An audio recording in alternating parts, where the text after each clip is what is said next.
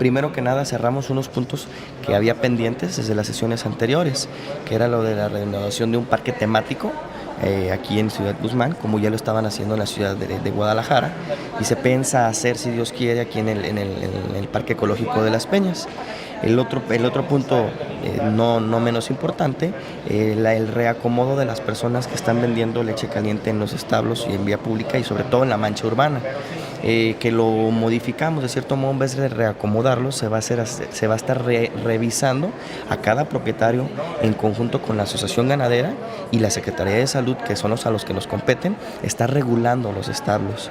Y por último, estamos promoviendo para poder integrar unos chips en todas las mascotas de nosotros, de todas las personas, de los ciudadanos y de las delegaciones de Zapotlán el Grande, con el fin de tener un mayor control y un mejor, pues sí, de cierto modo, control en los animales para identificar las personas que están haciéndole daños a los animales y empezar a controlar y como objetivo final erradicar el maltrato a los animales. Poder dar un seguimiento adecuado a su un tratamiento adecuado a la población.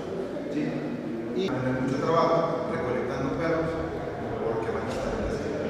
¿Y qué vamos a hacer? Que haya menos perros en la ciudad y que otros animales por la cadena alimenticia. Entonces, normalmente el costo de tener a resguardo su perro, no tienen problema ni siquiera hacerle una cartilla vacuna. Nos comprometería a meternos a un problema un poco grave en esas personas. Vamos siendo ejemplo a nivel regional y estatal.